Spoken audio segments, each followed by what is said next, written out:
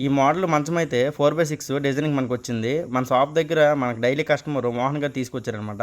ఇతను చెప్పే రేట్ అంటే ఎప్పుడు మనకు చాయిస్ ఇచ్చేస్తారు ఎలా ఏసినా పర్లేదనేసి. ఇప్పుడు మాత్రం అతను ఫస్ట్ టైమ్ డిజైన్ ఇచ్చేసి సేమ్ టు సేమ్ కావాలన్నారు. అదేంటన్నా ఎప్పుడు లేనిది ఫోటో ఇచ్చి సేమ్ కావాలని చెప్తున్నావంటే, నాకు ఇచ్చిన కస్టమరు ఆ ఫోటో పంపించి సేమ్ అలాగే కావాలన్నాడు మంచము. చిన్న మొక్క కూడా చేంజ్ అవ్వకూడదన్నాడు. సేమ్ లెంత్ కూడా కావాలని చెప్పాడు. అందుకనేసి పెట్టాను తమ్ముడు అన్నాడు. అంత నిక్కచ్చిగా చెప్పినప్పుడు మనం ఎందుకన్నా వేరే డిజైన్ ఎయ్యాలి. సేమ్ దించేది ఎందుకు నువ్వే టెన్షన్ అవ్వకు. సేమ్ ఎలా ఉందో అలాగ ఏసేస్తానని చెప్పాను. వర్క్ అయితే స్టార్ట్ చేసి సేమ్ యాజ్ ఇట్ ఈజ్ ఎలా ఉందో అలా అన్నీ కూడా సెట్ చేస్తాను డిజైన్స్. డిజైన్లు కంప్లీట్ అయిపోయి తీసుకెళ్ళని కాల్ చేస్తే ఒకసారి షాప్‌కి రా అని చెప్పాడు. ఎందుకన్నానంటే, నువ్వు యూట్యూబ్‌లో వీడియోస్ పెడుతున్నావు కదా! నేను ఒకటి చెప్పాలనుకుంటున్నాను.